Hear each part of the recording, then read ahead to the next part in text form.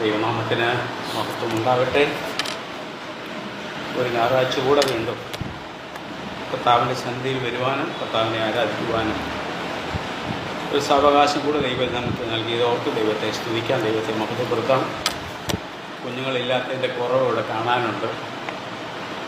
School കൂട്ടിക്കഴിയുമ്പോൾ കുഞ്ഞുങ്ങളെല്ലാം അമ്മ വീട്ടിൽ പോകും അല്ലേ? ഇന്നിപ്പോൾ നമ്മുടെ സമയത്ത് കുറേ പേര് കുന്നക്കാലിലോട്ട് പോയി, കുറേ പേര് കാര്യമ്പാടിയിലോട്ട് പോയി, പിന്നെ കുറേ പേര് റാന്നിയിലോട്ട് പോയി തോന്നല്ലേ. ഇന്നെല്ലാം അമ്മ വീട്ടിലേക്ക് പോയിരിക്കുക. കാരണം ഞങ്ങളൊക്കെ പഠിക്കുന്ന കാലത്ത് ഈ മാർച്ച് മാസം വലിയ പരീക്ഷയൊക്കെ കഴിയുമ്പോൾ ഭയങ്കര സന്തോഷമാണ്. 2 മാസം അപ്പോൾ ദൂരെ നടന്ന് വിളിച്ചു പറയും, പപ്പ ഞങ്ങളുടെ സ്കൂള് പൂട്ടി. അപ്പോൾ പപ്പ അടുത്തേക്ക് അമ്മയോട് പറയും, 2 മാസത്തേക്ക് നമ്മുടെ ഓഫീസും എന്ന് പറഞ്ഞ പോലെ വളരെ സന്തോഷമാണ്. കുഞ്ഞുങ്ങളൊക്കെയും കുഞ്ഞുങ്ങളെന്ന് പറഞ്ഞാൽ നമുക്ക് കുടുംബത്തിലെ പ്രയാസങ്ങളും പ്രശ്നങ്ങളൊക്കെ വരുമ്പോൾ നമുക്ക് ആശ്വാസം കണ്ടെത്തുന്ന ഈ കുഞ്ഞുങ്ങളെ കൂടിയാണ്. പ്രത്യേകിച്ച് ഞങ്ങൾക്ക് ഈ മക്കളെക്കാൾ കൂടുതൽ കൊച്ചുമക്കളോടാണ് സ്നേഹം. ആണോ? കൊച്ചുമക്കളോടാണ് സ്നേഹം. അപ്പോൾ അതുകളെ കാണുമ്പോൾ, അവരുടെ ചിരി കേൾക്കുമ്പോൾ, അവരുടെ കൊഞ്ചൽ കേൾക്കുമ്പോൾ നമ്മുടെ പ്രയാസവും വേദനയൊക്കെ നമ്മളങ്ങനെ തള്ളിക്കളയും. കുഞ്ഞുങ്ങളെ ഓർത്ത് നമുക്ക് ദൈവത്തെ സ്തുതിക്കാം, ദൈവത്തെ മഹത്വപ്പെടുത്താം. കഴിഞ്ഞ ആഴ്ച എന്തായിരുന്നു വചന ശുശ്രൂഷിച്ച വിഷയം? ആരായിരുന്നു? നെടുങ്ങടുത്ത് ബാബുച്ചാൻ. അതിന് മുമ്പത്തെ ആഴ്ച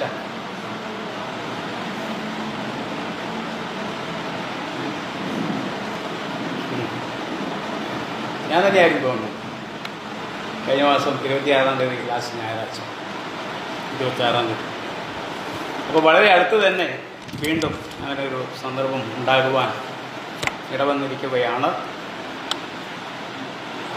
ഞാൻ അന്ന് തന്നെ പറഞ്ഞ ഒരു പ്രസംഗ പരമ്പര പോലെയാണ്. പറഞ്ഞ ഒരു വിഷയം അല്ലെങ്കിൽ 2 വാക്യം എടുത്ത് തുടർന്ന് ചിന്തിച്ചു കൊണ്ടിരിക്കുകയാണ്. അപ്പം ഇതിനു മുമ്പ് ചിന്തിച്ച വിഷയം എന്താണെന്ന് ഓർക്കുന്നുണ്ടോ? നമുക്ക് വാക്യം എടുക്കാം. യോബിൻ്റെ പുസ്തകം. അത് പറയുമ്പോൾ പെട്ടെന്ന് വീട് കിട്ടും അല്ലേ? യോബിൻ്റെ പുസ്തകം 12-ാം അധ്യായം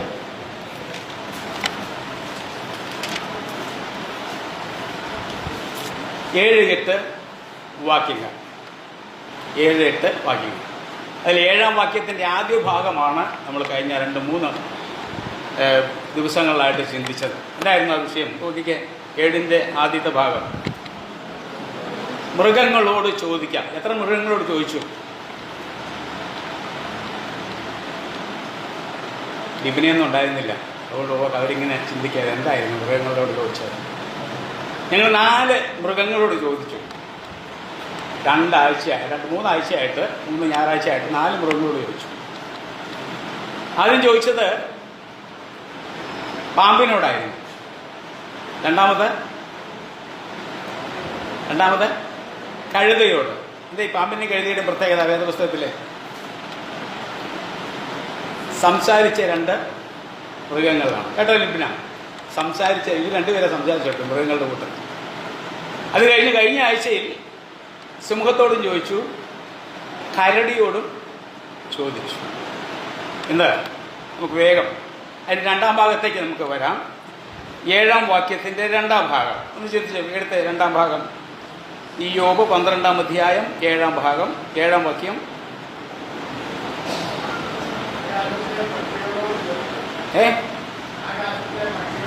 ആകാശത്തിലെ പക്ഷികളോട് ചോദിക്കുക, അവ പറഞ്ഞു തരും.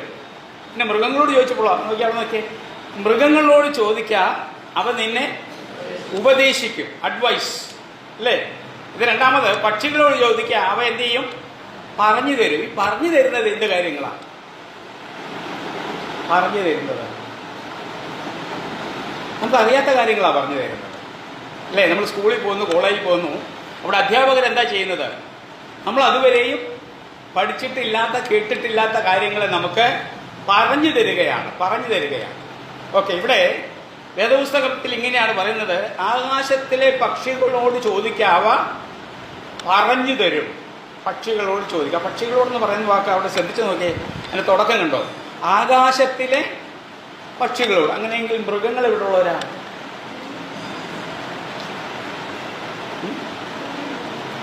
ഭൂമിയിലെ മൃഗങ്ങളോട് ചോദിക്കുക. ശരിക്കും അല്ലേ? ഞാൻ ചിന്തിച്ചാല് ഭൂമിയിലെ മൃഗങ്ങളോട് ചോദിക്കുക എന്നുള്ളത് ഭൂമിയിൽ നിന്ന് വിട്ടിരിക്കുകയാണ്. കാരണം നമുക്കത് അണ്ടർസ്റ്റുഡാണ്. എന്നിട്ട് എടുത്തു പറയുകയാണ്, ആകാശത്തിലെ പക്ഷികളോട് ചോദിക്കുക. ആകാശത്തിലെ പക്ഷികൾ. എന്താ ഈ ആകാശത്തിലെ പക്ഷികൾ എന്ന് പറയാൻ കാര്യം? ഭൂമിയിലല്ലേ ആ പക്ഷികളുള്ളത്? ഇനി പക്ഷികൾ എന്ന പേരെങ്ങനെയാ കിട്ടിയത്? പക്ഷികൾ, പക്ഷി, പക്ഷങ്ങൾ ഉള്ളത് കൊണ്ടാണ്. പക്ഷങ്ങൾ, പക്ഷം എന്ന് പറഞ്ഞാൽ ചിറക്. അപ്പോൾ പക്ഷങ്ങളുള്ള ആ ജീവജാലത്തെയാണ് പക്ഷികൾ എന്ന് വിളിക്കുന്നത്. നമുക്കെല്ലാം എന്നു കാണുന്നതാണ് അല്ലേ? ഈ പക്ഷികൾ ആഹാരം തേടി ഭൂമിയിലേക്ക് വരികയും കൊത്തിപ്പെറുക്കി ചെയ്യുകയൊക്കെ ചെയ്യുകയാണെങ്കിലും ഇവിടെ വാസസ്ഥലം എവിടെയാണ്? ഇവർ വസിക്കുന്നത് എവിടെയാണ്? അപൂർവം ചില പക്ഷികൾ മാത്രമേ താഴെ കൂടുകൂട്ടുന്നുള്ളൂ. ഭൂരിഭാഗം പക്ഷികളും എവിടെ കൂടുകൂട്ടുന്നത്? മരത്തിലാണ്. മരത്തിൻ്റെ പൊത്തുകളിലും മരച്ചില്ലകളിലുമാണ്. നമ്മൾ ശ്രദ്ധിച്ചിട്ടുണ്ടോ? ഈ പറന്ന് നടക്കുന്ന ഈ കാക്കകളും കൊറ്റിയും ഇതെല്ലാം രാത്രി വിശ്രമിക്കുന്ന എവിടെയാ? മരത്തില് അല്ലേ? മരത്തില്. ഇത് ഉറങ്ങി വീഴത്തില്ലേ? ഇത് മരത്തിലാണല്ലോ ഇവിടെ ഇരിക്കുന്നത്. എൻ്റെ കാല് പിടിച്ചാൽ കൊമ്പിലാണ് അങ്ങനെ ഇരിക്കുന്നത്. പക്ഷേ അത് ഉറങ്ങി വീഴുന്നില്ല. നമ്മളാണെങ്കിലോ ബസ് യാത്ര പോകുമ്പോൾ കാണുന്ന, ട്രെയിനിലൊക്കെ പോകുമ്പോൾ കാണണം, ഇങ്ങനെ ഇരിക്കുന്നത് കാണാൻ. കുറേ കഴിയുമ്പോൾ അടുത്ത ഇരിക്കുന്നവൻ്റെ കിടക്കയിലോട്ടാണ് വീഴുന്നത്. അതൊക്കെ പലപ്പോഴും യാത്ര ചെയ്യുമ്പോൾ അടുത്തിരിക്കുന്ന നമുക്ക് നമ്മുടെ സുഖമായിട്ട് തോളത്ത് തലവെച്ച് ഉറങ്ങുന്നതാണ്. ചിലപ്പോൾ ഇടയ്ക്ക് നിവൃത്തിയില്ലാതെ വന്നപ്പോൾ കൊട്ടി വിളിക്കും. അപ്പോൾ നമ്മൾ ഉറക്കം വന്നു കഴിഞ്ഞാൽ നമ്മൾ എന്ത് ചെയ്യും? ചാഞ്ഞു പോകും, വീണു പോകും. പക്ഷെ പക്ഷികളുടെ കാര്യം എടുത്തു നോക്കിക്കേ, അവ ആ മരങ്ങളിലാണ് കൂടുകൂട്ടിയിരിക്കുന്നത്. അവിടെ അതിൻ്റെ കാലിൽ പിടിച്ച് കൊമ്പയിൽ പിടിച്ചാണ് അത് അവിടെ വിശ്രമിക്കുന്നത്. രാത്രിയിൽ എത്രത്തോളം ആഴമായി അത് ഉറങ്ങിപ്പോവുകയാണെങ്കിലും അതിൻ്റെ പിടി വിട്ട് നിലത്തോട്ടത് വീഴുന്നില്ല. മനസ്സിലായോ? ഒരു പ്രത്യേക നമ്മൾ ചിന്തിക്കും. നമ്മൾ പക്ഷികളെ കുറിച്ച് അത്രയും ചിന്തിക്കുന്നില്ല. നമുക്ക് ചിറകുണ്ടത് ഓടി നടക്കുന്നത് പറഞ്ഞാലും അവ ഭൂമിയിലാണ് സൃഷ്ടിക്കപ്പെട്ടിരിക്കുന്നതെങ്കിലും അവ ഭൂമിയോട് കാര്യമായ ബന്ധമില്ലാത്തൊരു ജീവിയാണ്. നമുക്ക് ഇതിൻ്റെ സൃഷ്ടിയെക്കുറിച്ച് നമുക്ക് ചിന്തിക്കാം. ഇതിന് ഏത് ദിവസമാണ് ദൈവം സൃഷ്ടിച്ചത്?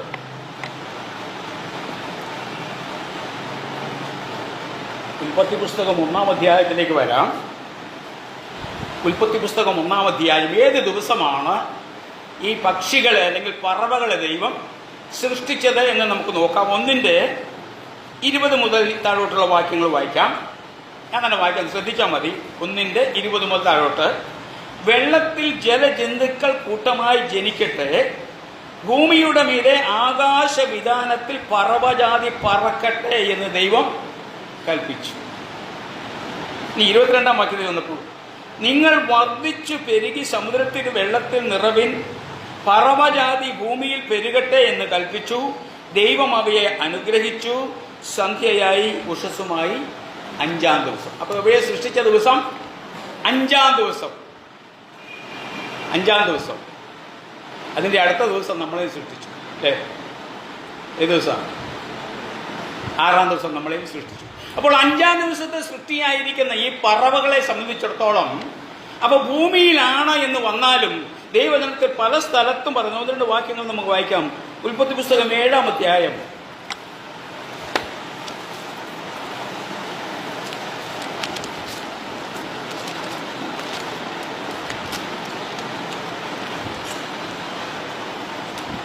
ഏഴിന്റെ 3-ാം വാക്യം. ഉൽപ്പത്തി പുസ്തകം 7-ന്റെ 3-ാം വാക്യം ഇങ്ങനെ വായിക്കാം.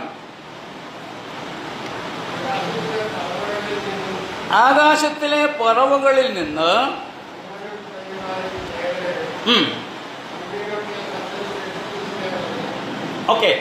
ആകാശത്തിലെ പറവകളിൽ നിന്ന് പൂവനും പിടയുമായി 7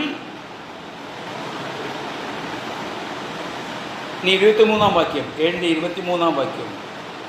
ഭൂമിയിൽ മനുഷ്യനും മൃഗങ്ങളും ഇഴജാതിയും അടുത്തത് ആകാശത്തിലെ പറവകളുമായി ഭൂമിയിൽ ഉണ്ടായിരുന്ന സകല ജീവജാലങ്ങളും നശിച്ചുപോയി. ആകാശത്തിലെ പറവകളുമായി കാരണം അവ ഭൂമിയിലാണ് ആയിരിക്കുന്നതെങ്കിൽ അവ അറിയപ്പെടുന്നത് ആകാശത്തിലെ.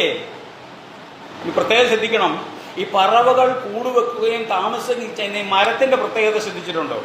മരം, ആ മരത്തിന്റെ ഏത് ഭാഗമാണ് ഭൂമിയുമായി മുട്ടി നിൽക്കുന്നത്? മരത്തിന്റെ അടിഭാഗം, വേർഭാഗം മാത്രം ഭൂമിയിൽ മുട്ടി നിൽക്കുന്നു. ബാക്കിയെല്ലാം എങ്ങോട്ടാണ് നിൽക്കുന്നത്? മുകളിലേക്ക് നിൽക്കുന്നു. ഓക്കെ, ഇതിപ്പോ എന്നെ ഉദാഹരണമായിട്ട് നിൽക്കാം. ഞാനിവിടെ നിൽക്കുകയാണ് നിങ്ങളുടെ മുമ്പിൽ. അതിന്റെ ശരീരത്തിന്റെ ഇത്രയും ഭാഗങ്ങളിൽ ഭൂമിയെ സ്പർശിച്ച് നിൽക്കുന്നത് എത്ര ഭാഗമുണ്ട്? കാലുമില്ല. കാലിന്റെ അടിഭാഗം, കാലിന്റെ അടിഭാഗമില്ലേ, പാദം, അത് മാത്രമേ ഇപ്പൊ ഭൂമിയിൽ മുട്ടി നിൽക്കുന്നുള്ളൂ. ബാക്കിയെല്ലാം എങ്ങോട്ടാണ് നിൽക്കുന്നത്? മുകളിലോട്ടാണ് നിൽക്കുന്നത്, അല്ലേ? റോക്കറ്റ് വിക്ഷേപണ കേന്ദ്രത്തിൽ റോക്കറ്റ് വിക്ഷേപണത്തിന് പഠനം നമ്മൾ ശ്രദ്ധിച്ചിട്ടില്ലേ? എങ്ങോട്ടാണ് നിൽക്കുന്നത്? മുകളിലേക്കാണ് അത് സെറ്റ് ചെയ്ത് നിൽക്കുന്നത്.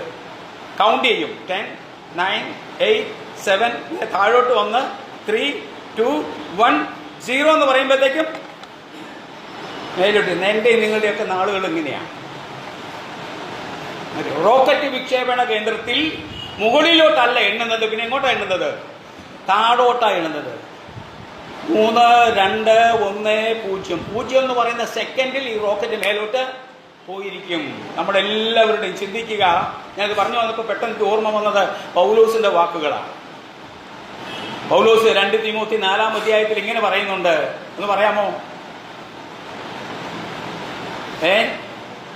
എന്റെ നിര്യാണകാലവും അടുത്തിരിക്കുന്നു. എന്റെ നിര്യാണകാലവും അടുത്തിരിക്കുന്നു. ചെറുപ്പക്കാരൻ ചിന്തിക്കേണ്ട, ഞങ്ങളെ പോലെ പ്രായമുള്ളവർ ചിന്തിക്കേണ്ട ഒരു കാര്യമാണ്. ഞങ്ങളുടെ നിര്യാണകാലം അടുത്തിരിക്കുന്നു. എന്റെ നിര്യാണം എന്ന് പറഞ്ഞാൽ, നിര്യാണകാലം എന്ന് പറഞ്ഞാൽ ഇംഗ്ലീഷിൽ അതിന് ശരിക്കുള്ള അർത്ഥം എന്ന് പറയുന്നത് ട്രാൻസ്ഫർ വിത്ത് പ്രൊമോഷൻ എന്നാണ്. എന്താണ് ട്രാൻസ്ഫർ വിത്ത് പ്രൊമോഷൻ? ഉയർച്ചയോടുകൂടെ, ഒന്നുമല്ല, ഉയർന്ന ജോലിയോടുകൂടി ഒരു ട്രാൻസ്ഫർ ആണ്, ഒരു സ്ഥലമാറ്റമാണ്. അപ്പോൾ ഈ നിര്യാണകാലം അടുത്തിരിക്കുന്നു എന്ന് പറയുമ്പോൾ പൗലോസ് അപ്പോസ്തലൻ നിരാശ കൊണ്ട് പറഞ്ഞതല്ല, പിന്നെ തന്റെ പ്രത്യാശയുടെ അത്യാധികമായിരിക്കുന്ന വലിയ പ്രത്യാശയിൽ നിന്നുകൊണ്ട് പറയുകയാണ്, എന്റെ നിര്യാണകാലവും അടുത്തിരിക്കുന്നു എന്ന് പറഞ്ഞാൽ ഇവിടത്തെ വാസത്തിന്റെ കാലം എന്ത് ചെയ്തിരിക്കുന്നു? തീരാനായി നിൽക്കുന്നു. കൗണ്ട് ഡൗൺ, താഴോട്ട് വന്നുകൊണ്ടിരിക്കുകയാണ്. നമ്മൾ ഓരോ ദിവസവും ഓർക്കുക, ഓരോ വയസ്സും കഴിയുമ്പോൾ നമ്മൾ ഓർക്കുക, എന്റെ ദിവസങ്ങൾ താഴോട്ട് താഴോട്ട് വന്നുകൊണ്ടിരിക്കുകയാണ്. ഞാൻ എപ്പോഴും ചിന്തിക്കുന്ന ഒരു കാര്യമുണ്ട്. ഇപ്പൊ 10ന്റെ താഴേക്ക് വന്നിരിക്കുകയാണ്, 9, 8, 7 എന്ന് എണ്ണിക്കൊണ്ടിരിക്കുകയാണ്. 0 വരാൻ വലിയ താമസമില്ല. ഞാൻ വെറുതെ പറയുന്നതല്ല, ഇങ്ങനെ ചിന്തിക്കുന്നത് നമുക്ക് നല്ലതാണ്. ചെറുപ്പക്കാർ നിങ്ങളാ തെറ്റിദ്ധരിക്കരുത്, ഞങ്ങളെ പ്രായമുള്ളവര് ഈ ചിന്ത ഉള്ളത് നല്ലത്. എന്താണെന്നറിയുമോ? ഒന്നുകൂടെ ദൈവം മുമ്പാകെ നമുക്കൊരു പ്യൂരിഫിക്കേഷൻ, ഒരു ശുദ്ധീകരണത്തിന്റെ അവസരമായി നമുക്ക് ലഭിക്കുകയാണ്. കണ്ടോ, ഈ 5ാമത്തെ ദിവസത്തിലെ സൃഷ്ടിയായിരിക്കുന്ന അവയെക്കുറിച്ച് പറയുന്നത്, ഇവർ ആകാശത്ത് വർദ്ധിച്ച് പെരുകട്ടെ എന്ന് പറയുമ്പോൾ തന്നെ അവരെ കുറിച്ച് നമ്മൾ വായിക്കുന്നത് ആകാശത്തിലെ പറവകൾ, ആകാശത്തിലെ പറവകൾ. സ്തോത്രം. ഇനി നമുക്ക് 6-ാം അധ്യായത്തിലേക്ക് വരാം. ഉൽപ്പത്തി പുസ്തകം തന്നെ 6-ാം അധ്യായത്തിൽ ജലപ്രളയത്തോട് ബന്ധപ്പെട്ട് നോഹയുടെ പെട്ടകത്തിന് എത്ര വാതിലുണ്ട്? മറന്നുപോയിട്ടില്ലല്ലോ. നോഹയുടെ പെട്ടകത്തിന് എത്ര വാതിലുണ്ട്? ഈ ലിബിന എത്ര വാതിലുണ്ട്? അതുപോലെ ചിന്തിച്ചിട്ട് പറയണം. ഓക്കെ, 6-ാം അധ്യായം 13 മുതൽ വായിച്ച. 13 മുതൽ. ആ ആ ആ നശിപ്പിക്കും. 14 മുതൽ, നീ ഗോഫർ മരം കൊണ്ട് ഒരു പെട്ടകം ഉണ്ടാക്കുക, പെട്ടകത്തിന് അറകൾ ഉണ്ടാക്കി അകത്തും പുറത്തും കീൽ തേക്കണം. അത് ഉണ്ടാക്കേണ്ടത് എങ്ങനെയെന്നാൽ, പെട്ടകത്തിന്റെ നീളം 300 മുഴം, വീതി 50 മുഴം, ഉയരം 30 മുഴം. പെട്ടകത്തിന് കിളിവാതിൽ ഉണ്ടാക്കണം. എന്ത് വാതില?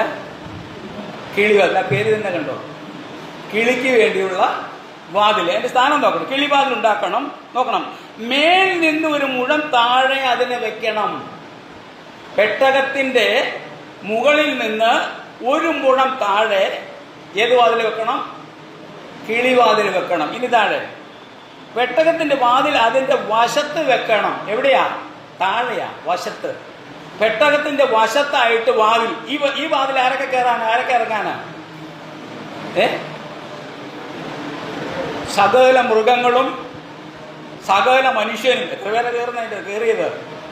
വെറും 8 പേരായിരിക്കുന്ന മനുഷ്യരും മൃഗങ്ങളും, ആന മുതല്, കടുവ മുതല്, പോത്ത് മുതല്, കുരങ്ങന്മാർ മുതല് എല്ലാം ഈ വലിയ വാതിലിലൂടെ കയറുന്നതെങ്കിൽ നോക്കിക്കോണം, ഈ വാതിലിന്റെ സ്ഥാനം താഴെയാണ്, അരികത്താണ്. അതേസമയം കിളിയുടെ വാതിലോ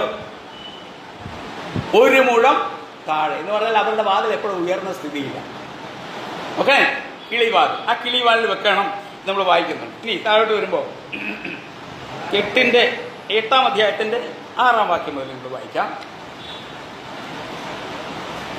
4-ാം വാക്യം മുതൽ വായിക്കാം. 4-ാം വാക്യം 8-4 മുതൽ. 7-ാം മാസം 17-ാം തീയതി പെട്ടകം അരരാത്ത് പർവ്വതത്തിൽ ഉറച്ചു. 10-ാം മാസം വരെ വെള്ളം ഇടപെടാതെ കുറഞ്ഞു. 10-ാം മാസം 1-ാം തീയതി പർവ്വത ശിഖരങ്ങൾ കാണാതായി. 40 ദിവസം കഴിഞ്ഞ ശേഷം നോഹ താൻ പെട്ടകത്തിനുണ്ടായിരുന്ന കിളിവാതിൽ തുറന്നു. 1 മുഴം താഴെ മാത്രം വെച്ചിരിക്കുന്ന ആ കിളിവാതിൽ തുറന്നു. അടുത്തത്, അവനൊരു മലങ്കാക്കയെ പുറത്തു വിട്ടു. എന്താ ഈ ജലപ്രളയത്തെ കുറിച്ച് നമ്മൾ എന്താ മനസ്സിലാക്കിയിരിക്കുന്നത്? എന്താ ജലപ്രളയം? ഈ ഭൂമിയുടെ മേൽ ദൈവം നടപ്പാക്കിയ ന്യായവിധിയുടെ 1-ാമത്തെ ഘട്ടമാണ് ഈ ജലപ്രളയം. അപ്പൊ ന്യായവിധി പൂർത്തീകരിക്കപ്പെട്ട സമയം. ഈ പെട്ടകത്തിനകത്തുള്ളതായിരിക്കുന്ന മൃഗങ്ങളും 8 മനുഷ്യരും ജീവജാലങ്ങളും ഒഴികെ മറ്റു ഭൂമിയിലുണ്ടായിരുന്ന സകലതും ഞാൻ പറഞ്ഞ തെറ്റാണോ? സിദ്ധിക്കാൻ വേണ്ടിയാ. ഈ പെട്ടകത്തിനകത്തുണ്ടായിരുന്ന മൃഗങ്ങളും 8 മനുഷ്യരും അല്ലാത്തവർ എന്ത് സംഭവിച്ചു? ഒരു കൂട്ടത്തിന് മാത്രം ഒന്നും സംഭവിച്ചില്ല. ആർക്കാ? ആർക്കാ? ഈ പെട്ടകത്തിനകത്ത് ഉണ്ടായിരുന്നതല്ലാതെ പെട്ടകത്തിന് പുറത്തുണ്ടായിരുന്ന ഒരു കൂട്ടം ജീവജാലങ്ങൾക്കൊന്നും സംഭവിച്ചില്ല. ആർക്കാ? ജലജീവികൾക്ക്. ജലത്തിൽ ഉണ്ടായിരുന്ന ജീവജാലങ്ങൾക്കൊന്നും സംഭവിച്ചില്ല. കാരണം വെള്ളം അവർക്ക് സന്തോഷമാണ്, അല്ലേ? ആലപ്പുഴയിലെ നിങ്ങളെ ഈയിടെ ഞങ്ങൾ ഊട്ടിയിലെ പോയി ബോട്ടിൽ കയറി കഴിഞ്ഞപ്പോഴേ ഞങ്ങളുടെ കൂട്ടത്തേക്കുന്ന ഒരു പെൺകുട്ടിയോട് ഞാൻ പറഞ്ഞു, ഇവളെ നമുക്ക് ആലപ്പുഴയിൽ എത്തിക്കണം. എന്താ കാര്യം? എന്നും ബോട്ടിൽ കയറാമല്ലോ, മുഴുവൻ ബോട്ടല്ലേ എന്ന് പറയും. അപ്പൊ ഈ വെള്ളത്തിൽ ചരിക്കുന്നതായിരിക്കുന്ന ജീവജാലങ്ങൾക്ക് ജലപ്രളയം വിഷയമല്ല, അവർക്ക് സന്തോഷമാണ്. വെള്ളം കൂടി വന്നു കഴിഞ്ഞപ്പോൾ അവർക്ക് സന്തോഷമാണ് ഉണ്ടായത്. അതുകൊണ്ട് ആ വിഭാഗം ജനങ്ങൾ ന്യായവിധിയിൽ അകപ്പെട്ടില്ല. അതിനൊക്കെ വലിയ ആത്മീക അർത്ഥങ്ങളുണ്ട് കേട്ടോ. വെള്ളത്തിൽ കിടന്നതായിരിക്കുന്ന ജീവജാലങ്ങൾക്ക് ന്യായവിധി ഭയപ്പെടേണ്ടതായിരിക്കുന്ന ആവശ്യമില്ല. എന്ന് പറഞ്ഞാൽ കൃപയിൽ, വചനത്തിൽ, ദൈവകൃപയിൽ ആശ്രയിച്ച് നിൽക്കുന്ന ഒരു വ്യക്തിയെ സംബന്ധിച്ചിടത്തോളം എന്തും സംഭവിച്ചു കൊള്ളട്ടെ. അതിപ്പം മൊബൈലിലൊക്കെ സ്ഥിരം ഭയങ്കര ഭാവിയിൽ വരാൻ പോകുന്ന ഭയാനകമായ വാർത്തകളൊക്കെ വാട്സാപ്പിൽ വരുന്നുണ്ട്. എനിക്കത് വായിക്കുമ്പോൾ വലിയ ഒന്നും തോന്നാറില്ല. എന്താ കാര്യം എന്നറിയോ? ഇതെല്ലാം ഭാവിയിൽ ദൈവം അനുവദിച്ചിട്ടുള്ളതാണ്. ഒന്ന്. രണ്ടാമത്, നമ്മൾ അത് ഓർക്ക് ഭാരപ്പെടേണ്ട കാര്യമില്ല. കാരണം ഇത് സംഭവിക്കുന്നതിന് മുമ്പേ നമ്മളെ ദൈവം എന്ത് ചെയ്യും? തന്റെ സുരക്ഷിത കരങ്ങളിലേക്ക് ചേർത്തുകൊള്ളും. അതിനുശേഷം ഭൂമിയിൽ ജീവിച്ചിരിക്കുന്ന ദൈവത്തെ അറിയാത്ത ഒരു വലിയ വിഭാഗം ജനങ്ങളാണ് ഇത് അനുഭവിക്കാൻ പോകുന്നത്. അതോർത്ത് നമ്മൾ ഭാരപ്പെടേണ്ട കാര്യമില്ല. അത് നടക്കാൻ പോകുന്നത് തന്നെ. നമ്മളിനി എത്ര പ്രാർത്ഥിച്ചാലും സംഭവിക്കാൻ പോകുന്നത് സംഭവിച്ചിരിക്കും. കാരണം കാലഘട്ടം അങ്ങനെ നടന്നുകൊണ്ടിരിക്കുകയാണ്. ഇന്നത്തെ വാർത്താ മാധ്യമങ്ങൾ കാണുമ്പോൾ സത്യം പറഞ്ഞാൽ അതെല്ലാം വായിക്കുമ്പോൾ നമുക്ക് ഈ ഭൂമിയിൽ നിൽക്കാൻ നമുക്ക് താല്പര്യം തോന്നത്തില്ല. അപ്പനെ അടിച്ചു കൊല്ലുക, അമ്മയെ വെട്ടിക്കൊല്ലുക, ഭാര്യയെ കുത്തിക്കൊല്ലുക എന്ന് പറഞ്ഞ കൊലപാതകം എന്ന് പറഞ്ഞ വെറും കൊതുകിനെ തല്ലിക്കൊല്ലുന്ന പോലെ ഒരവസ്ഥയിലേക്ക് മാറിയിരിക്കുന്ന കാലം. അതിനൊരു മാറ്റം ഉണ്ടാകുമോ? ഇത് വർദ്ധിച്ചു വരികയുള്ളൂ. ഒരുപക്ഷെ ദൈവമക്കളുടെ ഇടയിൽ പോലും ഇത് ഭാവിയിൽ സംഭവിച്ചു പോകാൻ സാധ്യതയുണ്ട്. കാരണം കൃപയിൽ പലപ്പോഴും ആശ്രയിക്കാതെ ജഡത്തിലും മാനുഷികമായിരിക്കുന്ന ശക്തിയിലും ധനത്തിലും മഹിമയിലും ആശ്രയിക്കുന്ന വിശ്വാസി പോലും ഒരുപക്ഷെ ഇങ്ങനെ ചെയ്തു പോകുമോ എന്നുള്ള ഭയത്തിന്റെ അടിസ്ഥാനത്തിലാണ് നമ്മൾ ഇന്ന് ആയിരിക്കുന്നത്. പ്രിയമുള്ളവരെ, അടുത്ത് നമുക്ക് വായിക്കാം 6-ാം വാക്യം. 40 ദിവസം കഴിഞ്ഞപ്പോൾ നോഹ താൻ പെട്ടകത്തിനുണ്ടാക്കിയിരുന്ന കിളിവാതിൽ തുറന്നു. അവരൊരു മലങ്കാക്കയെ പുറത്തുവിട്ടു. മലങ്കാക്കയെ. ഇതിനു വേണ്ടിയാ മലങ്കാക്കയെ പുറത്തുവിട്ടത്? ഇതിനു വേണ്ടിയാ. ജലത്തിന്റെ അവസ്ഥ ഏതവസ്ഥയിലാണ്? ഈ പെട്ടകത്തിനകത്ത് ഒന്നും കാണുന്നില്ല. ഈ ജലത്തിന്റെ അവസ്ഥ 40 രാവും 40 പകലും പെയ്തതായിരിക്കുന്ന മഴയിൽ വന്നതായിരിക്കുന്ന വെള്ളത്തിന്റെ അവസ്ഥ എങ്ങനെയുണ്ടെന്ന് അറിയാൻ വേണ്ടി ഒരു പറവയെയാണ് നോഹ പുറത്തു വിടുന്നത്. മലങ്കാക്കയെ വിട്ടു. അത് മലങ്കാക്കയെ പുറത്തു വിട്ടു. അത് പുറപ്പെട്ട് ഭൂമിയിൽ വെള്ളം വറ്റിപ്പോയത് വരെ പോയും വന്നും കൊണ്ടിരുന്നു. വെള്ളം വറ്റിയിട്ടില്ല. അതുവരെയും മലങ്കാക്ക പോകുകയും വരികയും ചെയ്തുകൊണ്ടിരുന്നു. 8-ാം വാക്യം, ഭൂമിയിൽ വെള്ളം കുറഞ്ഞുമോ എന്ന് അറിയേണ്ടതിന് അവനൊരു പ്രാവിനെയും തൻ്റെ അടുക്കൽ പുറത്തു വിട്ടു. ഒരു പ്രാവിനെയും ഓരോ സ്റ്റെപ്പാണത്. എന്താ ഈ പ്രാവിന്റെ പ്രത്യേകത? എന്താ ഈ മലങ്കാക്കയുടെ പ്രത്യേകത? താഴ്ത്തു വരാം. പ്രാവിനെയും പുറത്തു വിട്ടു. എന്നാൽ സർവഭൂമിയിലും വെള്ളം കിടക്ക കൊണ്ട് പ്രാവ് കാൽ വെപ്പാൻ സ്ഥലം കാണാതെ അവന്റെ അടുക്കൽ പെട്ടകത്തിലേക്ക് മടങ്ങി വന്നു. അവൻ കൈനീട്ടി അതിനെ പിടിച്ചു തന്റെ അടുക്കൽ പെട്ടകത്തിൽ ആക്കി. അപ്പൊ ന്യായവിധിയുടെ അവസ്ഥ എന്തോരമാണ്, എങ്ങനെയാണ്, വെള്ളത്തിന്റെ നിലവാരം ഇന്ന് എവിടെ എത്തിയിട്ടുണ്ട് എന്ന് അറിയേണ്ടതിന് വേണ്ടി പ്രാവിനെ അയക്കുകയാണ്. പ്രാവിന്റെ പ്രത്യേകത നമ്മൾ സാധാരണ പ്രാവിനെ കുറിച്ച് പറയുന്ന ഒരു കാര്യമാണ്. എന്താ പറയുക? പാമ്പിനെ പോലെ ബുദ്ധിയും പ്രാവിനെ പോലെ നിഷ്കളങ്കതയുള്ളതാണ്. ശ്രദ്ധിച്ചിട്ടുണ്ടോ? ഞാൻ താമസിക്കുന്ന വീടിന്റെ മുറ്റത്തെ ആ റോഡിന്റെ അപ്പുറത്ത് എല്ലാ ദിവസവും, യുവരാശിയോട് പറഞ്ഞിട്ടുള്ളത്, എല്ലാ ദിവസവും ഒരു 10-15 പ്രാക്കൾ വന്ന് അവിടെ ഇങ്ങനെ കൊത്തിപ്പറക്കി തിന്നുന്ന കാണാം. ഞാൻ ചിന്തിക്കുന്നത് എന്നും ആരാ ഇവിടെ കൊണ്ട് ഇത് ഇട്ടു കൊടുക്കുന്നത്? പ്രാക്കൾ. അത് കാണുമ്പോൾ ഒരു പ്രത്യേക സ്നേഹം നമുക്ക് തോന്നും. പ്രാവിനെ ശ്രദ്ധിച്ചിട്ടുണ്ടോ? കണ്ണ് ശ്രദ്ധിച്ചിട്ടുണ്ടോ? പ്രാവിന്റെ കണ്ണ് എങ്ങനെ ഇരിക്കും? ഇതിനാണ് നിറഞ്ഞിരിക്കും. എപ്പോഴും കണ്ണ് നിറഞ്ഞിരിക്കും. എന്തിനാ കാണിക്കുന്ന അറിയാമോ? നിഷ്കളങ്കതയാണ്. ചിലർ പാട്ട് പാടുമ്പോൾ, ചിലർ പ്രാർത്ഥിക്കുമ്പോൾ കണ്ണ് നിറയും. ശ്രദ്ധിച്ചിട്ടുണ്ടോ? കഠിന ഹൃദയർക്ക് അത് വരത്തില്ല. ഹൃദയകാഠിന്യമുള്ളവർക്ക് കണ്ണുനീര് വരത്തില്ല. ഒന്ന് പറഞ്ഞാൽ രണ്ടാമത് കണ്ണു നിറയുന്നവരുണ്ട് ഓട്ടോമാറ്റിക്കായിട്ട്. അല്ലാതെ വെറുതെ കരഞ്ഞിൽ പോലെ കാണിക്കുന്നവരുണ്ട്. അതല്ല, യഥാർത്ഥമായി കണ്ണു നിറയുന്ന ഒരവസ്ഥ. അത് നിഷ്കളങ്കതയുടെ അടയാളമാണ്. പ്രാവ് നിഷ്കളങ്കമായിരിക്കുന്ന ഒരു പറവയായിരിക്കുന്നത് കൊണ്ട് ഇതാ നോഹ രണ്ടാമതും അതിനെ വിടുകയാണ്.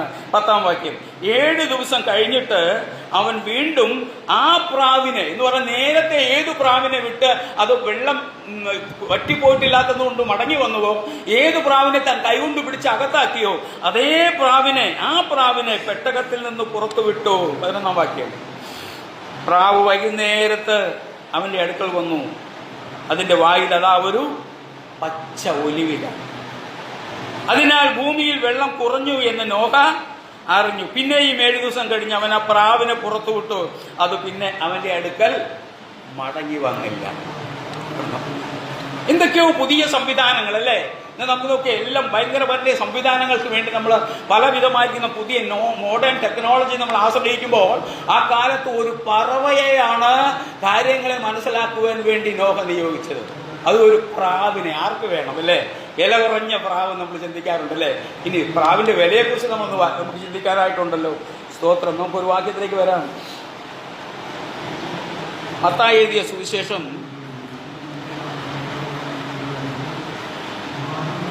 ലൂക്കോസ് 2:22 ഒന്ന് വായിച്ചാട്ടെ. ലൂക്കോസ് 2:22. സമയമാകുമ്പോൾ ഞാൻ കൃത്യമായിട്ട് നിർത്തിയിരിക്കും. തീർന്നില്ലെങ്കിൽ അടുത്ത പ്രാവശ്യം തുടരാം. നമുക്ക് ലൂക്കോസ് 2:22 വാക്യം മുതൽ വായിക്കാം. ഒന്ന് ഉറക്കെ വായിക്കണേ, എല്ലാവരും കേൾക്കുന്ന പോലെ. ആ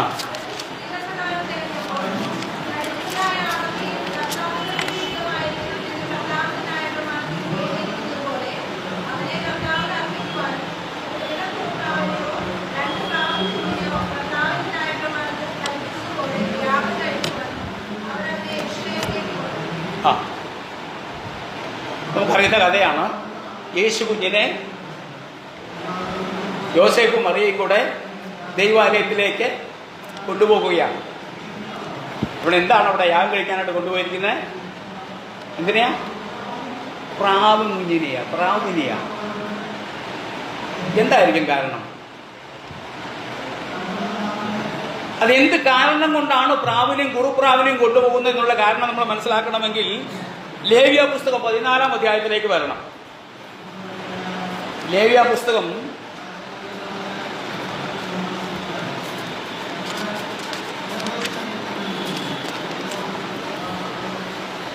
14 അധ്യായം 20 വാക്യം മുതൽ ഞാനൊന്ന് വാക്യം ശ്രദ്ധിച്ചാൽ മതിയെ. 14 അധ്യായം 20 മുതൽ യാഗം അർപ്പിക്കുന്ന ഭാഗം ലേവ്യ പുസ്തകത്തിൽ എന്തൊക്കെ എങ്ങനെയാണെന്നുള്ളത് പറയുന്ന ഭാഗത്താണ്. ശ്രദ്ധിച്ചാൽ മതി. 20 മുതൽ പുരോഹിതൻ ഹോമയാഗവും ഭോജനയാഗവും യാഗപീഠത്തിന്മേൽ അർപ്പിക്കണം. അങ്ങനെ പുരോഹിതൻ അവന് വേണ്ടി പ്രായശ്ചിത്തം കഴിക്കണം. എന്നാൽ അവൻ ശുദ്ധിയുള്ളവനാകും. എന്തൊക്കെയാ കഴിക്കണ്ടേ? 18 മുതൽ വാക്യം വരുന്നുണ്ട്. മൃഗങ്ങളെ, ആടുകളെ, ഹോമയാഗത്തിനുള്ള മൃഗത്തെ അറക്കണമെന്ന് പറയുമ്പോൾ 21 വാക്യത്തിലേക്ക് വരുമ്പോൾ നമ്മൾ വായിക്കുന്നത് ശ്രദ്ധിക്കുക. അവൻ ദരിദ്രനും അത്രയ്ക്ക് വകയില്ലാത്തവനുമാകുന്നുവെങ്കിൽ, ഒരു ദരിദ്രനാണ് ദൈവാലയത്തിലേക്ക് യാഗാർപ്പണത്തിന് വേണ്ടി പോകുന്നതെങ്കിൽ, വകയില്ലാത്തവനാകുന്നുവെങ്കിൽ തനിക്ക് വേണ്ടി പ്രായശ്ചിത്തം കഴിക്കേണ്ടതിനെ നീരാജനയാഗത്തിന് അകൃത്യാഗമായിട്ട് ഒരു കുഞ്ഞാടിനെയും ഭോജനയാഗമായിട്ട് എണ്ണ ചേർത്ത ഒരു ഇടങ്ങടി നേരിയ മാവും ഒരു കുറ്റി എണ്ണയും. അടുത്തത് 22 വാക്യം. പ്രാപ്തി പോലെ 2 കുറുപ്രാവിനെയോ 2 പ്രാവിൻ കുഞ്ഞിനെയോ ഒന്നിന് പാപയാഗമായും മറ്റൊന്നിന് ഹോമയാഗമായും എടുത്ത് തന്റെ ശുദ്ധീകരണത്തിനായി 8-ാം ദിവസം സമാഗമന കൂടാരത്തിന്റെ വാതിൽക്ക് യഹോവയുടെ സന്നിധി പുരോഹിതന്റെ അടുക്കൽ കൊണ്ടുവരണം. ഞാൻ പറയാൻ വരുന്ന ഇത്രയേ ഉള്ളൂ. യേശു കർത്താവിനെ കുഞ്ഞായിരിക്കുമ്പോൾ ദൈവാലയത്തിലേക്ക് കൊണ്ടുപോയി അവർ യാഗാർപ്പണത്തിന് വേണ്ടി വഴിപാടായിട്ട് കൊടുത്ത സംഗതി എന്തായിരുന്നു? പ്രാവിനെയായിരുന്നു. ഇതിന്റെ കാരണമുണ്ട്. എന്താ? ലേവ്യ പുസ്തകത്തിന്റെ അടിസ്ഥാനത്തിൽ അവർ ദരിദ്രരായിരുന്നു, പാവപ്പെട്ടവരായിരുന്നു, ലോകപ്രകാരം വകയില്ലാത്തവരായിരുന്നു. നോക്കണേ, സ്വർഗത്തിലെ മഹിമയിൽ ഉണ്ടായിരുന്ന സ്വർഗത്തിലെ ദൈവത്തിന്റെ പുത്രൻ ഭൂമിയിലേക്ക് വന്നപ്പോൾ തിരഞ്ഞെടുത്തതായിരിക്കുന്ന മാർഗമെന്ന് മനസ്സിലാക്കണം. ഹേരോദാവിന്റെ അരമനയിൽ ജനിക്കാമായിരുന്നു, രാജകുമാരനായിട്ട് വളരാമായിരുന്നു. പഴയ നിയമത്തിൽ മോശയെ നമുക്ക് എടുത്തു നോക്കാം. മോശ എവിടെ വളർന്നത്? മോശ ജനിച്ചു, 3 മാസം ഒതുക്കി വളർന്നു. ആൺകുഞ്ഞുങ്ങളെല്ലാം കൊന്നുകളയാനുള്ളതായിരിക്കുന്ന ആലോചനയാണ് ഫറവോനിൽ നിന്ന് വന്നിരിക്കുന്നത്. തന്റെ കുഞ്ഞ് രക്ഷപ്പെടണമെന്ന് ഓർത്ത് ആ കുഞ്ഞിന്റെ അമ്മ ഒരു ഞാങ്ങണ പെട്ടകം ഉണ്ടാക്കി അതിൽ ഈ മോശക്കുഞ്ഞിനെ വെച്ച് നൈൽ നദിയിൽ കൂടെ ഒഴുക്കി വിടുകയാണ്. ഫറവോന്റെ മകൾ വിളിക്കാൻ വന്നപ്പോൾ അത് കണ്ടു, എടുത്തോണ്ടുപോയി. മോശ എവിടെ വളർന്നത്? രാജധാനിയിൽ വളർന്നു. അന്നത്തെ ഫറവോന് മകനുണ്ടായിരുന്നില്ല, ആൺമക്കൾ ഉണ്ടായിരുന്നില്ല. ആ സമയത്തുണ്ടായിരുന്ന എന്താ പറയുക, മോശ ജനിച്ചു വീണ സമയത്ത് മിസ്രൈമിൽ ഫറവോന് ആൺമക്കൾ ഉണ്ടായിരുന്നില്ല. ആൺമക്കൾ ഉണ്ടെങ്കിലേ കിരീട അവകാശിയായി അടുത്ത രാജാവ് വരികയുള്ളൂ. ആൺമക്കൾ ഉണ്ടായിരുന്നില്ല, ഒരു മകളാണ് ഉണ്ടായിരുന്നത്. ആ മകൾ എടുത്തതായിരിക്കുന്ന ഈ പിഞ്ചു കുഞ്ഞിനെ അവർ വളർത്തി. എന്തായിരുന്നു ഉദ്ദേശം? ഭാവിയിൽ മിസ്രൈമിലെ രാജാവായി വരേണ്ട വ്യക്തി മോശ. ഇനി പുതിയ നിയമത്തിലേക്ക് കമ്പയർ ചെയ്ത് നോക്കിക്കേ.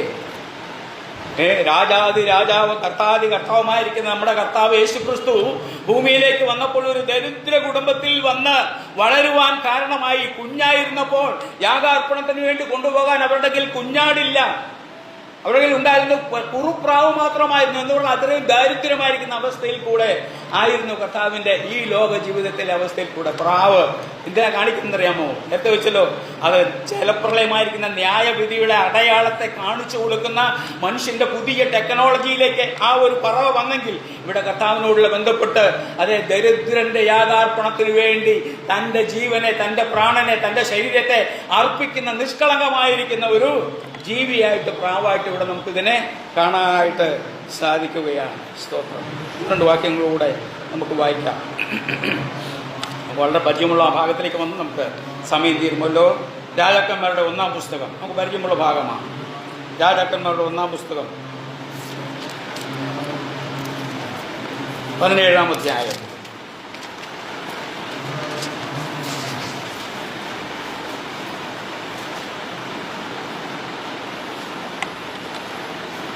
പതിനേഴ് 2 മുതൽ വായിച്ചു. രാജാക്കന്മാർ 17:2 മുതൽ.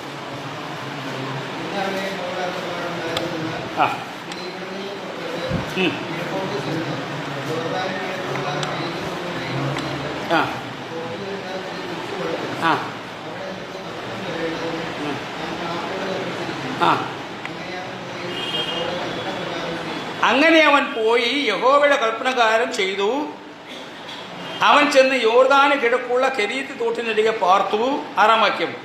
കാക്ക അവന് രാവിലെ അപ്പവും ഇറച്ചിയും വൈകുന്നേരത്ത് അപ്പവും ഇറച്ചിയും കൊണ്ടുവന്ന് കൊടുക്കും. തോട്ടിൽ നിന്ന് അവൻ കുടിക്കും. കാക്ക അല്ലേ? ഒരു കറുത്ത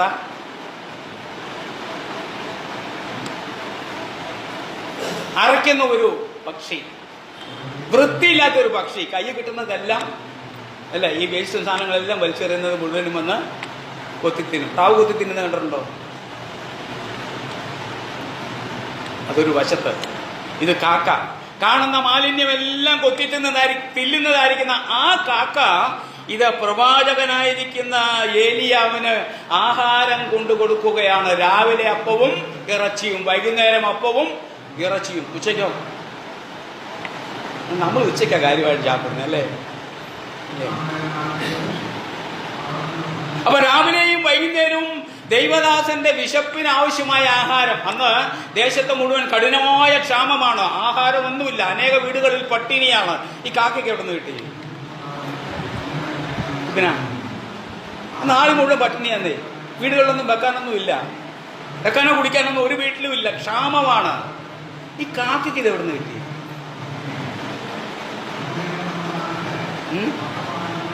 വേറെ എവിടുന്നുമല്ല, ആഹാബിന്റെ അരമനയിൽ നിന്നാണ്. ഈ നാട് മുഴുവൻ പട്ടിണി കിടക്കുക. പിണറായി അങ്കിളുടെ വീട്ടിൽ എന്തെങ്കിലും ബുദ്ധിമുട്ടുണ്ടാവുമോ? മോഡി അങ്കിളുടെ വീട്ടിലോ? ഇതിന് ബഹുമാനപ്പെട്ട അങ്കിൾ എന്ന് പറയുന്നത് അവർക്ക് ഒന്നിനും കുറവില്ല. ഇവിടെ ആശാ വർക്കർമാരാണ് മാസങ്ങളായിട്ട് അവിടെ കടന്ന് കഷ്ടപ്പെടുക. അതുകൾ അങ്കിളുടെ വീട്ടിൽ എന്തെങ്കിലും കുഴപ്പമുണ്ടോ? ഇതാ ആ നാട് മുഴുവനും പട്ടിണിയാണെങ്കിലും ആഹാബിന്റെ അരമനയിൽ ഒന്നിനും കുറവില്ല. അവിടെ ഇഷ്ടംപോലെ അപ്പവും ഇറച്ചിയൊക്കെ ഉണ്ടാക്കിക്കൊണ്ടിരിക്കുന്നുണ്ട്.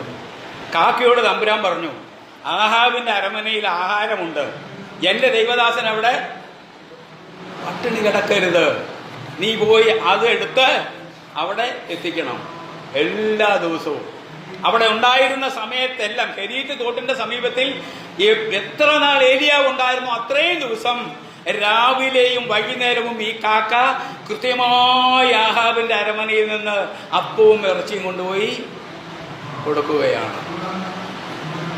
ഞാൻ ചോദിക്കട്ടെ, നമ്മുടെ ഇന്ന് ആഹാരമില്ലാതെ പട്ടിണി കിടത്തി എത്ര കാക്കകൾ ചത്തതായിട്ട് അറിവുണ്ടോ? ഉണ്ടോ? ആർക്കെങ്കിലും ഉണ്ടോ? ആഹാരമില്ലാതെ പട്ടിണി കിടന്ന് കാക്ക ചത്ത ചരിത്രം എവിടെയെങ്കിലും കണ്ടിട്ടുണ്ടോ? ഈ വചനത്തിന്റെ പ്രസക്തി കണ്ടോ? ദൈവത്തിന് വേണ്ടി ദൈവനിശ്ചയപ്രകാരം ദൈവദാസൻ ആഹാരം എത്തിച്ചു കൊടുത്ത കാക്കയുടെ പരമ്പരയ്ക്ക് ആഹാരത്തിന് മുട്ടുണ്ടായിട്ടില്ല അല്ലെ? പാട്ടുകാരങ്ങളുടെ കാക്കകളെ വിചാരിപ്പിൻ, വിതയില്ല കൊയ്ത്തുമില്ല, ദൈവമാവയ്ക്കായി വേണ്ടതേകുന്നു. കർത്താവദാസൻ കാക്കയുടെ പേര് കൃത്യമായിട്ട് അവിടെ പറഞ്ഞിരിക്കുന്നുണ്ട്. എന്താ അറിയുന്നറിയുമോ? ഈ കാക്ക ഏലിയാവൻ ആഹാരം കൊണ്ട് കൊടുത്തു എന്ന ഏക കാരണത്താൽ ആ കാക്കയുടെ തലമുറ പട്ടിണി കിടക്കാൻ ദൈവം അനുവദിക്കുന്നില്ല. ദൈവദാസൻ പട്ടിണി കിടക്കാൻ കാരണമാകരുത് എന്ന് ദൈവം നിശ്ചയിച്ച ഈ പറവ അല്ലെങ്കിൽ ഈ പക്ഷി അതിനെ ലജ്ജിച്ചിരിക്കാൻ ആവശ്യമില്ല, അതിന് പട്ടിണി കിടക്കേണ്ട ആവശ്യമില്ല. ദൈവമായ ഓരോ നാളും അവയെയും എന്ത് ചെയ്തുകൊണ്ടിരിക്കുകയാണ്? പുലർത്തിക്കൊണ്ടിരിക്കുകയാണ്. നിരവധി പക്ഷികളെ കുറിച്ച് പറയാനായിട്ടുണ്ട്. എൻ്റെ വാക്കുകൾ ഞാൻ ഇവിടെ നിർത്തുകയാണ്. ഞാൻ പറഞ്ഞു വരുന്ന ഇത്രയേ ഉള്ളൂ. ദൈവത്തിന് വേണ്ടി എന്തെങ്കിലും കൊടുക്കാൻ, ദൈവനാമത്തിൽ എന്തെങ്കിലും ചെയ്യാൻ മനസ്സ് നമ്മൾ വെച്ചാൽ നമ്മുടെ തലമുറകൾക്ക് അതിൻ്റെ നന്മയുണ്ടായിരിക്കും. ഈ കാക്ക നമ്മളെ പഠിപ്പിക്കുന്ന വാക്ക്. ഈ പക്ഷിയോട് ചോദിക്കുക, പ്രാവിനോട് നമ്മളൊന്ന് ചോദിച്ചാൽ അതെന്താ നമ്മളോട് പറഞ്ഞു തരുന്നതെന്ന് അറിയാമോ? നിഷ്കളങ്കതയോടുകൂടെ നീ നിൽക്കുക. ഒരു വാക്യം ഇങ്ങനെയുണ്ട്, ഭൂമിയിലുള്ളതല്ല ഉയരത്തിലുള്ളത് ചിന്തിപ്പിൻ. പറവ നമ്മളെ പഠിപ്പിക്കുന്നത് അതാണ്. ഭൂമിയിലാണ് തിന്നുന്നത്, ഞാൻ വസിക്കുന്നത് ഈ മരത്തിലാണ്, മരം ഭൂമിയിലാണ് നിൽക്കുന്നത്. പക്ഷേ എന്റെ വാസം മുഴുവൻ എവിടെയാണ്? ഉയരത്തിലാണ്, മരത്തിന്റെ കൊമ്പിലാണ്, ചില്ലയിലാണ്. ഞാൻ ഭൂമിയിൽ ഒരിക്കലും ആശ്രയിക്കുന്നില്ല. അത് നമ്മളെ പഠിപ്പിക്കുന്ന ഇത്രയാണ്. നമ്മൾ ഭൂമിയിലാണ് ജീവിക്കുന്നതെങ്കിലും നമ്മുടെ ചിന്തയും നമ്മുടെ ഗമനവും നമ്മുടെ നിർദ്ദേശവും മുഴുവനും ഉയരത്തിലാണെങ്കിൽ നമ്മുടെ ലോകപ്രകാരമുള്ള ജീവിതത്തിന് യാതൊരു മുടക്കുമില്ലാതെ ദൈവം നമ്മളെ നടത്തും. കാക്കയോട് ചോദിക്കുക, കാക്ക എന്താ പറയുന്നത്? ദൈവം എന്നോട് പറഞ്ഞത് കൃത്യമായി ഞാൻ ചെയ്തു, എന്ത് പ്രതിഫലം തരുമെന്നൊന്നും ഞാൻ ചോദിച്ചിട്ടില്ല. പക്ഷേ ദൈവം പറഞ്ഞത് കൃത്യമായി ഞാൻ ചെയ്തപ്പോൾ എനിക്കിന്ന് മാത്രമല്ല എൻ്റെ സന്തതി പരമ്പരകൾ മുഴുവനും ഇന്ന് പട്ടിണിയില്ലാതെ ശ്രേഷ്ഠമായ നിലയിൽ ജീവിച്ചു കൊണ്ടിരിക്കുന്നു. ഈ ആലോചന നമുക്ക് പറഞ്ഞു തന്നിരിക്കുന്ന ഈ പക്ഷികൾക്കായി നമുക്ക് ദൈവത്തെ സ്തുതിക്കാം. വരുന്ന ദിവസങ്ങളിൽ ഒരു തുടർച്ച എന്ന വണ്ണം വരുന്ന ഭാഗങ്ങൾ ചിന്തിക്കാൻ ദൈവമായി നമ്മളെ സഹായിക്കട്ടെ.